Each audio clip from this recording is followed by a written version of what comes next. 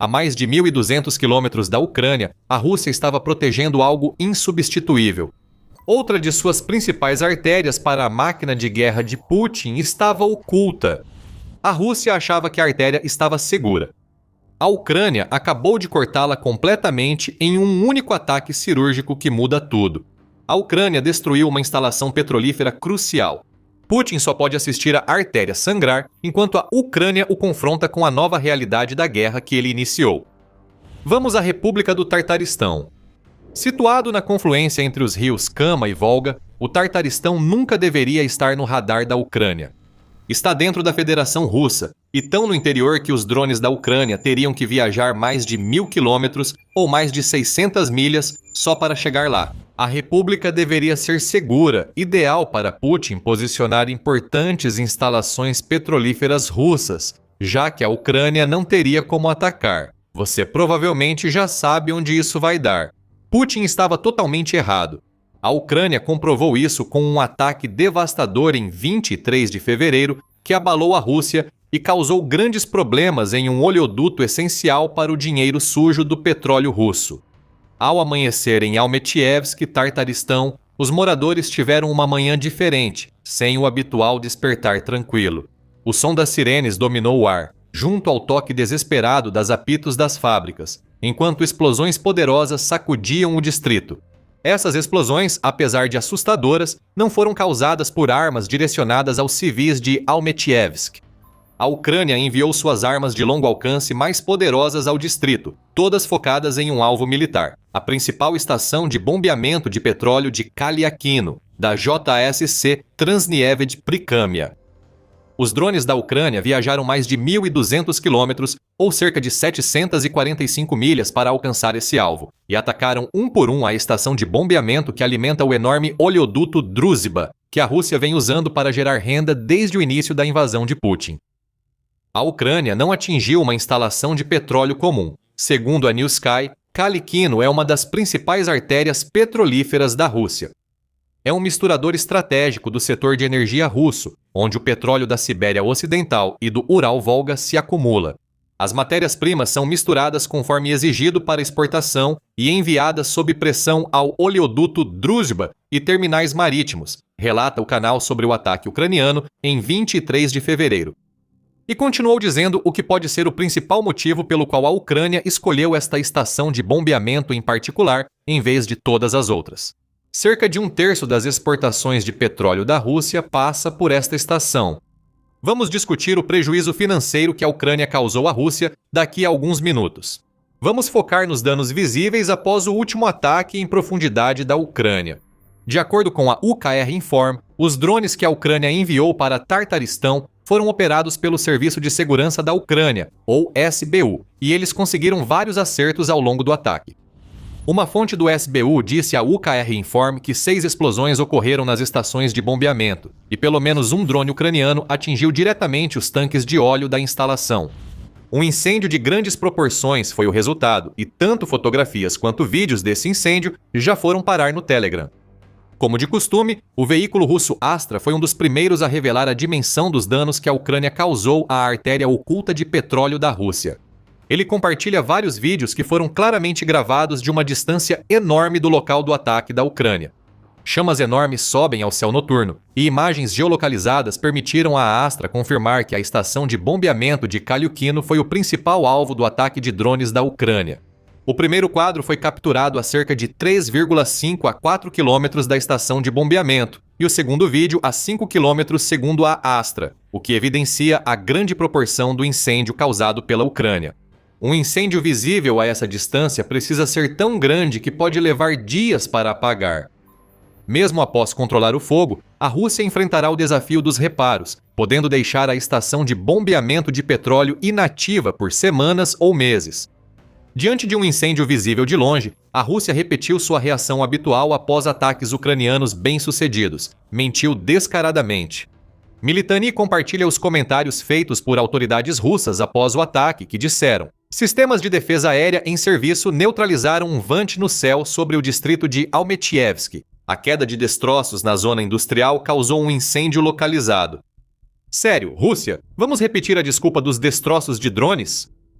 Um incêndio que podia ser visto a 5 quilômetros, ou cerca de 3 milhas de distância, foi causado por pedaços de metal e destroços de plástico que, por acaso, mais uma vez atingiram exatamente o que a Ucrânia queria atingir. Se essas são as defesas aéreas da Rússia, parece que Putin teria mais sucesso se ordenasse que atirassem nas instalações visadas pela Ucrânia. Assim, a Rússia não precisaria fingir que essas defesas foram úteis contra os drones da Ucrânia. Os destroços dos drones mais precisos do mundo atacaram de novo. Segundo Militani, isso fez a Rússia perder uma estação que recebe e mistura petróleo de vários locais antes de enviá-lo ao oleoduto Druzhba. Quando opera normalmente, a estação de bombeamento de Kaliukino abastece grandes refinarias russas e exporta petróleo a países que ainda compram da Rússia, mesmo sob sanções a Putin e ao país.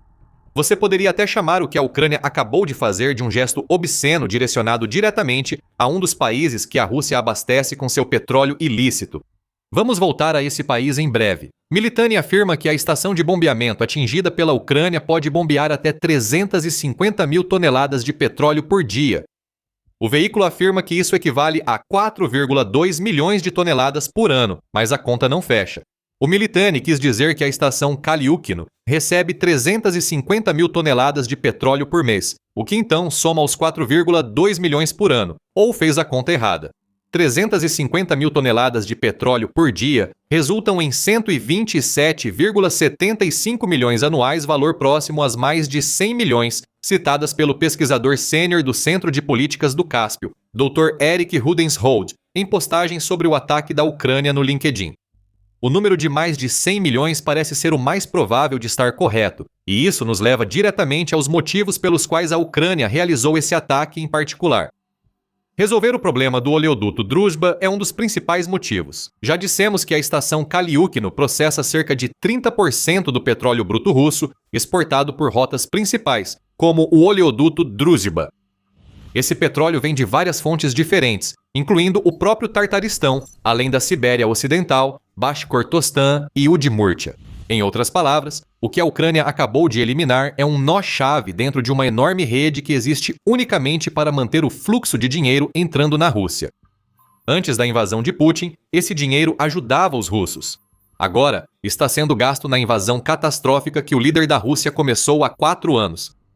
O oleoduto Druzhba pode transportar até 2 milhões de barris de petróleo russo por dia, mas não se sabe se sempre opera nesse nível. Se a capacidade máxima for atingida, o oleoduto Druzhba movimenta milhões de dólares em petróleo para a Rússia mensalmente. Mesmo com o teto de preço de 44,10 dólares imposto ao petróleo bruto russo pela União Europeia, ou UE, 2 milhões de barris por dia somam 88,2 milhões de dólares. Multiplicando por 365 dias, chega-se a quase 32,2 bilhões de dólares, mesmo com os grandes descontos que a Rússia precisa aplicar ao seu petróleo bruto devido às sanções da UE. Claro, nem todo o petróleo que passa pelo oleoduto Druzhba é vendido para outros países. Como mencionamos anteriormente, parte dele é enviada para refinarias dentro da Rússia. Mesmo assim, a Ucrânia destruir uma estação que processa 30% do petróleo do oleoduto Druzhba é uma grande vitória para o país. Isso significa que a Rússia está perdendo milhões, se não dezenas de milhões de dólares, para cada dia que a estação de bombeamento atingida pela Ucrânia permanece sem conserto. Dado o tamanho do incêndio, tão grande que a Rússia provavelmente nem sabe a extensão dos danos, é provável que a estação Kaliukino fique inoperante por bastante tempo. Como disse a News Sky, o que a Ucrânia fez gerou um efeito dominó em toda a rede logística da Transneft. O petróleo não chegará aonde a Rússia precisa porque uma estação de bombeamento essencial foi destruída. Isso significa que o petróleo bruto que deveria estar a caminho precisa ser armazenado, o que causa um acúmulo na retaguarda. Não é possível enviar mais petróleo para estoques já cheios de óleo que deveria ter sido movido. Do outro lado do oleoduto, as refinarias russas, que deveriam estar produzindo combustível e outros produtos à base de petróleo, precisam lidar com atrasos, assim como os países que continuam importando petróleo russo pelo oleoduto Druzhba. Falando sobre exportações, citamos antes que esse ataque foi um gesto obsceno da Ucrânia para um país específico. Estamos prestes a te contar qual é esse país, mas antes disso, você está assistindo ao The Military Show. Se ainda não se inscreveu, agora é o momento perfeito para clicar nesse botão. Há um país que ficará muito irritado com o efeito dominó do Druzhba criado pela Ucrânia, a Hungria. Ou, mais precisamente, o primeiro-ministro húngaro pró-Putin, Viktor Orbán, ficará furioso com a Ucrânia, comprometendo uma grande parte do oleoduto Druzhba. Orbán já estava irritado porque a Ucrânia não fez reparos na rede de oleodutos que atravessa seu território até a Hungria. Orbán está tão irritado com a suposta afronta que tenta forçar a União Europeia a bloquear o empréstimo de 90 bilhões de euros ou 106 bilhões de dólares à Ucrânia, recurso previsto com ativos russos congelados na UE. A Hungria não se opôs à decisão por entender que o empréstimo não afetará suas obrigações financeiras, disse Orbán sobre suas tentativas de veto, segundo o político, em 23 de fevereiro. Ele disse que, por causa dos fatos recentes, precisou repensar sua posição. Esses fatos indicam que a Ucrânia está atrasando os reparos do oleoduto Druzhba em seu território. Orbán afirma que a Ucrânia tenta impedir agressivamente a Hungria de comprar petróleo russo. Aqui está o detalhe. A Rússia foi quem danificou o oleoduto Druzhba na Ucrânia. Um ataque de drone russo atingiu o oleoduto que abastece Hungria e Eslováquia, levantando a questão: por que a Ucrânia deveria reparar o que a Rússia danificou? Se Orbán não quer deixar de receber petróleo russo, talvez devesse pedir que Putin pare de atacar a Ucrânia. Além disso, Hungria e Eslováquia têm cerca de 90 dias de reservas de petróleo. Então, a Ucrânia não precisa correr para consertar um oleoduto que a Rússia quebrou. Mesmo assim, a Hungria tenta vetar o empréstimo da UE até obter o que deseja. Então, o ataque da Ucrânia é um gesto de desprezo a Orbán. Se o primeiro-ministro da Hungria reclamar dos danos causados pela Rússia, a Ucrânia pode agravar a situação cortando o fornecimento de petróleo do oleoduto Druzhba. O Conselho da União Europeia aprovou as duas leis que viabilizam o empréstimo da UE para a Ucrânia em 24 de fevereiro, então as ameaças de veto de Orbán podem não ser tão sérias quanto parecem. A Ucrânia atacou a estação de bombeamento de Kaliukino para causar um grande prejuízo ao orçamento federal da Rússia. Fique conosco, pois antes disso, há outro impacto desse ataque que pode ser ignorado: o psicológico. Reflita sobre como a Ucrânia obteve sucesso no ataque a Kaliukino. Ela precisou enviar drones que, segundo a New Sky, seriam avançados E-300 Enterprise de longo alcance, por mais de 1.200 quilômetros dentro da Rússia. Esses drones voaram em baixas altitudes ao longo de áreas florestadas e leitos de rios, segundo o canal, e atingiram seus alvos com tanta precisão que o erro não pode ser maior do que alguns poucos metros. Os drones realizaram tudo isso após cerca de 10 horas de voo autônomo, sem serem destruídos pelas defesas aéreas da Rússia. O impacto psicológico causado por um ataque como esse é imenso. Lugares como o Tartaristão não deveriam ser alvos. Putin acreditava que nenhum lugar na Rússia, especialmente o distante Tartaristão, estaria em risco ao iniciar a invasão, mas isso não se confirmou. As sirenes que tocaram enquanto Kaliukino queimava serviram como um duro lembrete para o povo do Tartaristão de que Putin levou seu país a uma guerra que não está apenas chegando em casa, mas penetrando cada vez mais fundo na Rússia. O fechamento de escolas e suspensão de aeroportos quando drones da Ucrânia chegam são mais lembretes. A fé do povo russo em Putin como protetor é abalada por ataques como esses, e o ex-chefe de inteligência da Ucrânia e agora chefe do gabinete do presidente da Ucrânia, Kirilo Budanov, explicou que isso aconteceria já em setembro de 2024. Os ataques da Ucrânia na Rússia, ainda iniciais, já tinham atingido um objetivo importante.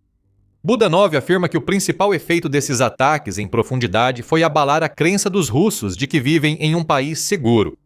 Embora a pressão psicológica provavelmente não seja o principal feito dos ataques em profundidade da Ucrânia em 2026, ela é forte o suficiente para que até mesmo Putin esteja sentindo medo.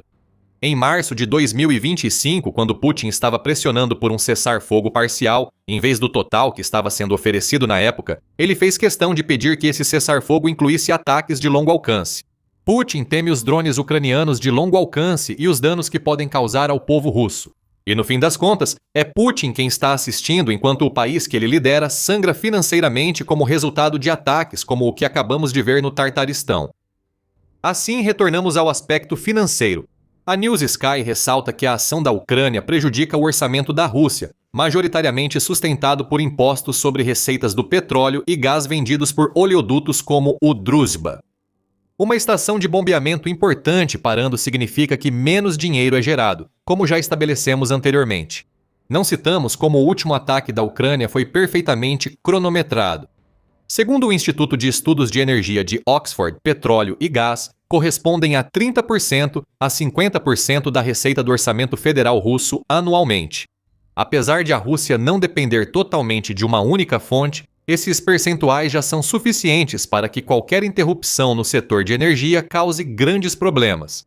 Com grande parte do orçamento russo voltado à guerra na Ucrânia e em detrimento da população, a Ucrânia busca piorar ainda mais a situação financeira da Rússia. Por quê? A Rússia já enfrenta uma crise orçamentária. Agora vai piorar ainda mais. Como relatou o Moscow Times em 6 de fevereiro, a Rússia registrou um déficit orçamentário federal de 22,3 bilhões de dólares em janeiro, com os 30,7 bilhões de dólares em receita que o país gerou, sendo 11,6% menores do que há um ano. A receita de petróleo e gás caiu 50%, chegando ao menor nível em 5 anos. Janeiro de 2026 foi o mês em que a Rússia menos arrecadou com seu setor mais valioso durante a guerra. Isso chama atenção, pois a Rússia prevê um déficit de 49,4 bilhões de dólares em 2026. Ainda em fevereiro, o déficit já se aproxima da metade desse valor. Se a situação da Rússia continuar assim, essa meta já terá sido ultrapassada até a metade de 2026. A Rússia enfrenta mais sofrimento econômico, intensificado pela Ucrânia com sua estratégia de ataques constantes ao petróleo russo, chamada de morte por 1000 cortes. Com os ataques às estações de bombeamento agora sendo adicionados aos ataques às refinarias, que vimos se intensificarem ao longo de 2025, a Ucrânia está mandando a mensagem para Putin de que pode atingir o petróleo russo, não importa onde ele esteja ou onde a Rússia tente escondê-lo. O começo do fim da guerra de Putin chegou.